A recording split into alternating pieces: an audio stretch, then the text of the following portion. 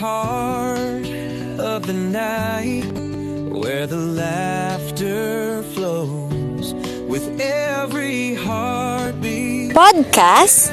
Podcast? Podcast?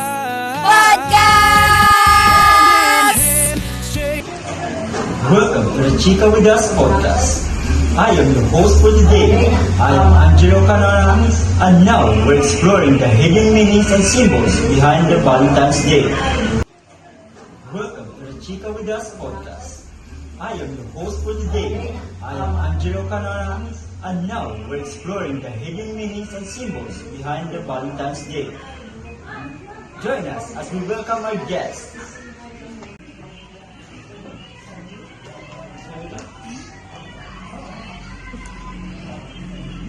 Good day, viewers. I am Leslie Williamon, and I'll be here. Miss Maxwell, what is the symbolizes of both for you? In my opinion, symbolizes is love, beauty, and vision. Yeah, that's right.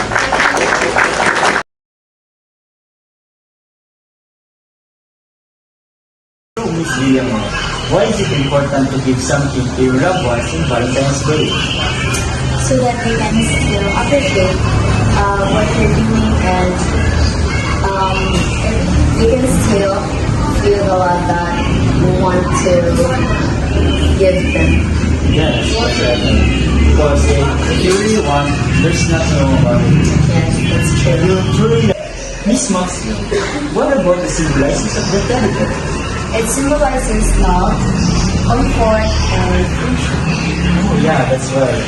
Because if nakaka-develop or you're in a depression or anxiety, you can have it like a real person, right? It can give you comfort, right? Yes, yes.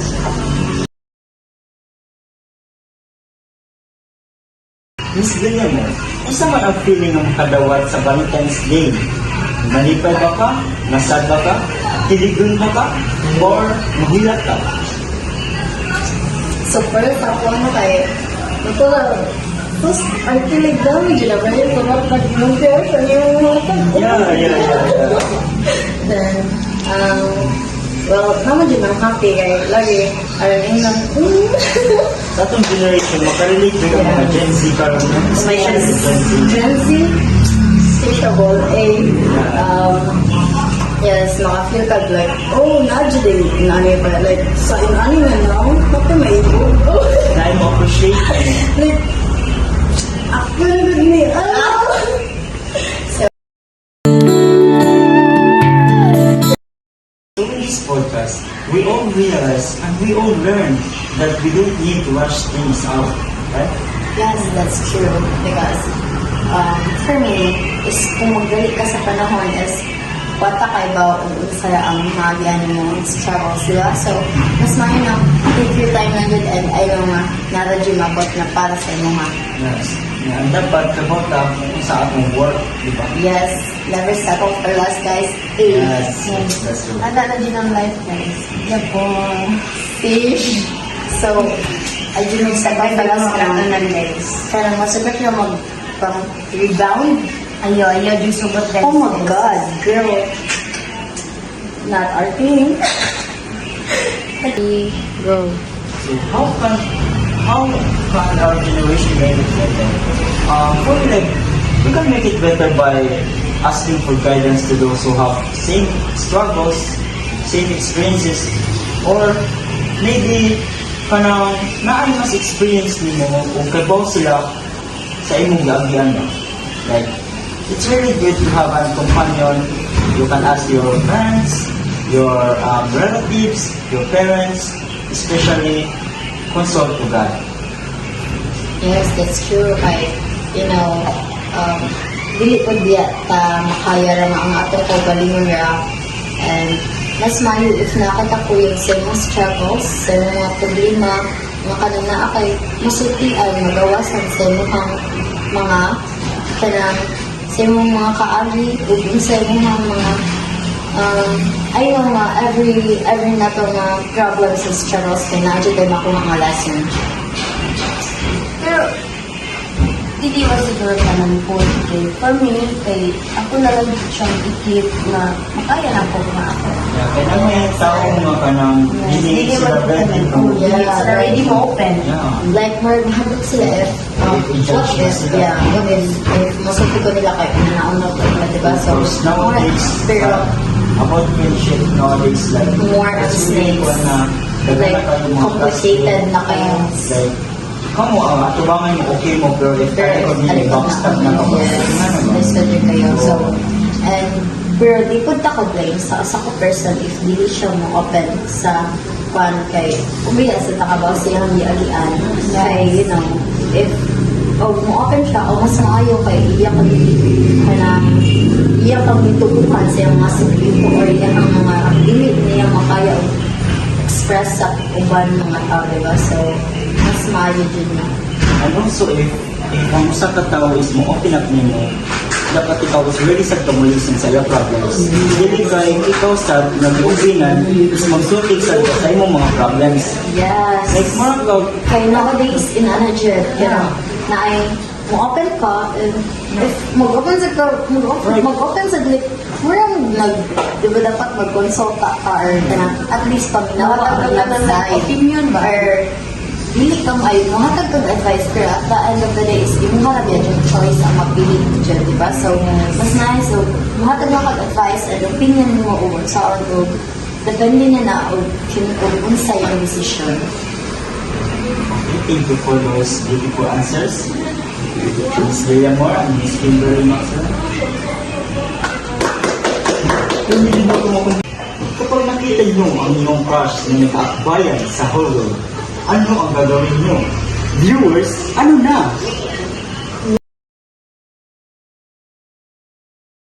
Saan ba kayo sa dalawa? Pinaasa or paasa? Pinaasa. Bakit? Ikaw ba pa na nag-make signal, di ba? Tapos, nato niya, pag confirm mo, wala ka ba ito? Oh my God, boom! Char. Ito, kanagong, maghatag ng signal ang person then at the end of the day is the day Japan ikaw yung gusto. Even if like, gaan ka mixed signal, tapos gaan ka din siya mixed signal. So, mag-expect ka na na-chance, pero if ikaw na dito na-confess, wala din, friends din. Oh no, friend zone. Hindi ka ng crush mo. Ayos lang yan. Okay lang. Para mapapakanta na lang ata kayo ng UANGA, pinapaasa mo lang ako dahil crush kita, ganun ba? Pitan. Hindi natin maano yung reality. That's the reality of the world. Ngayong Gen Z, ngayong generation natin. Anong gano'n? Siyempre, maraming katanungan, ba't kayo pinapasay ng tao, di ba? Pero why? How come na basta ka tao kay so, di ba, ano gusto kayo makatag ng signal? Maudyon. Unya, at the end of the day, di man din yung gusto ang person. Mauna Wala ang na. plot twist sa kakuan.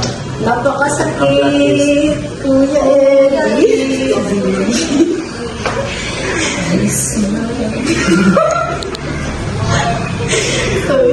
That's all.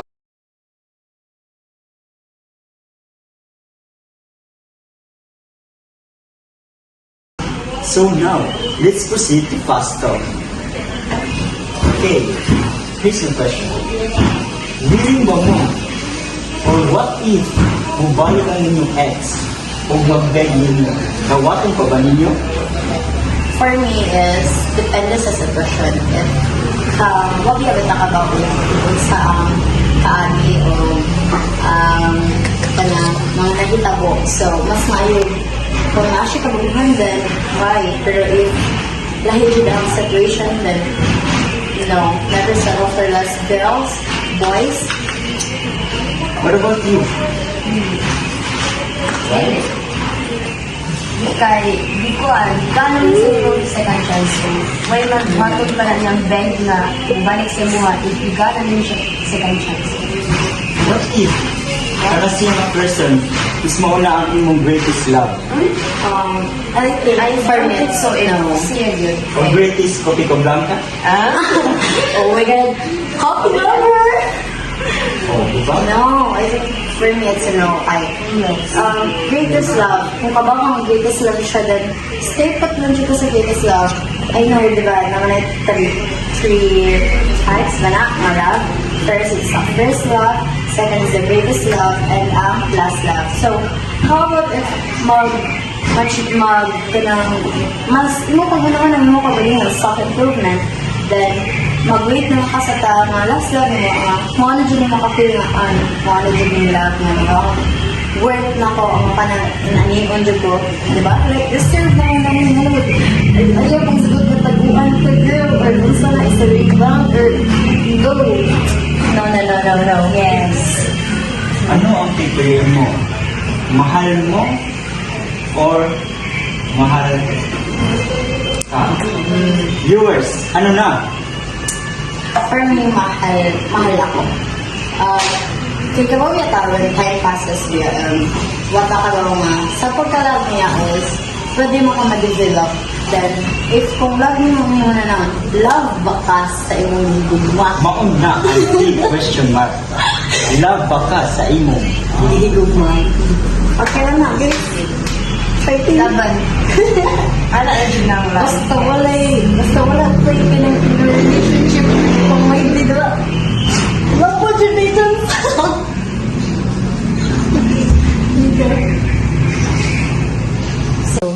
Once again, I am your host, Angelo Canona, and our guest. I am Merfla Limor. I'm Kimberly Maximum. See you again next time for another Chica With Us podcast.